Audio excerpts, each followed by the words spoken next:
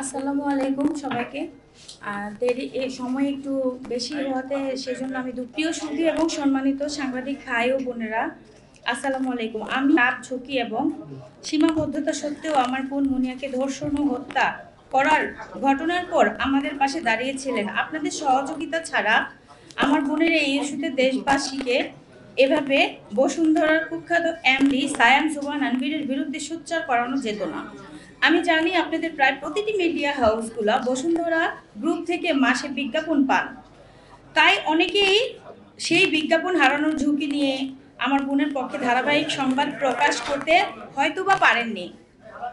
তথাপি সেই সীমাবদ্ধতা নিয়েও ডেইলি স্টার, মানকণ্ঠ, প্রতিদিনের বাংলাদেশ আরও অন্যান্য ইত্যাদি পত্রিকায়, RTV, green TV, Gazi TV ইত্যাদি গণমাধ্যম সোচ্চার কণ্ঠে আমার বোনের বিষয়টি দেশবাসীকে জানিয়েছেন।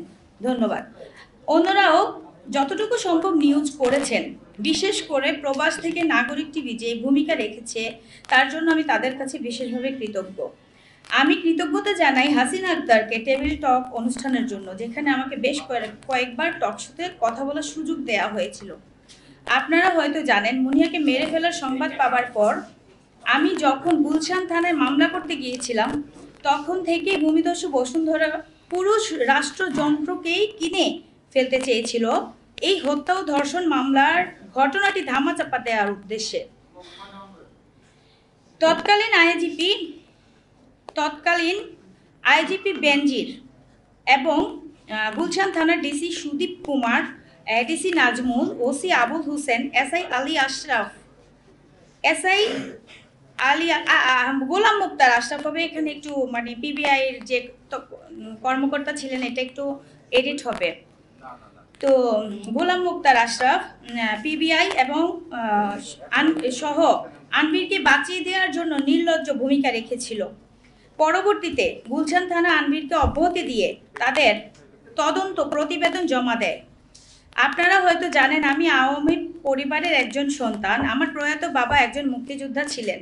তিনি কুমিল্লাতে আওয়ামী লীগের রাজনীতির সাথে প্রত্যক্ষভাবে জড়িত ছিলেন। একজন মুক্তিযোদ্ধার সন্তান হিসেবেও আওয়ামী লীগ সরকারের শাসন আমলে আমি আমার বোনের হত্যার বিচার দাবিতে দাঁড়ে দাঁড়ে ঘুরেও আইন ন্যায় বিচার পাইনি। আমি এসব ব্যাপারে পতিত স্বৈরাচার আওয়ামী লীগের সভাপতি এবং সাবেক প্রধানমন্ত্রী শেখ হাসিনার সাথে সাক্ষাৎ করার জন্য একাধিকবার আবেদন করি। প্রায় ২৬ পৃষ্ঠার চিঠি একাধিকবার তার দৃষ্টি আকর্ষণ করার চেষ্টা করি, কিন্তু তিনি আমার সাথে সাক্ষাৎ দেননি।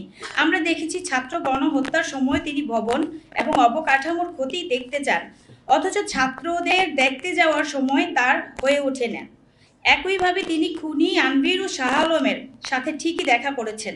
আপনারা নিশ্চয়ই আনভীরের ফেসবুকে মাসখানেক আগে শেখ হাসিনার সাথে তাদের সাক্ষাতের কিছু ছবিও দেখেছেন, অথচ আমার সাথে একটিবার সাক্ষাতের সময় হয়ে ওঠেনি। সেটা নিয়ে আমি অনেক ব্যথিত। আমি বিশ্বাস করি শেখ হাসিনার প্রশ্রয় না পেলে আনভীররা এত বেপরোয়া হয়ে ওঠার সাহস পেত না। পিবিআইতে যখন আমার মামলাটি গেল, সেখানেও অর্থ ঢেলে তৎকালীন পিবিআই প্রধান বনোজ কুমারকে ঘুষ দিয়ে তাদের থেকেও একপেশি তদন্ত রিপোর্ট নিয়ে আসে বসুন্ধরা গ্রুপ। ওই রিপোর্টেও আনভীর সহ সকলকে অব্যাহতি দেওয়া হয়। আমি নারাজি জানানোর পর সেটাও আদালতে খারিজ হয়ে যায়। প্রিয় সুধী, আপনারা নিশ্চয়ই নারাজি পিটিশন খারিজের পর নাগরিক টিভির নাজমুস সাকিবের প্রতিবেদন দেখেছেন।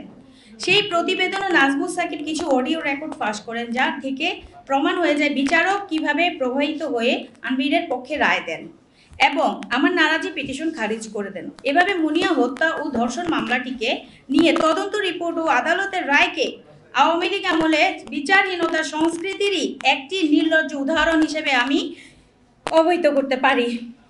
সবচেয়ে দুঃখের বিষয় হলো, মুনিয়া গর্ভবতী ছিল। পিবিআই তাদের তদন্তেও বলেছে সেটা ছিল আনভীরেরই সন্তান, অথচ সেই আনভীরকে তারা ডিএনএ স্যাম্পল টেস্ট করতে বলল না।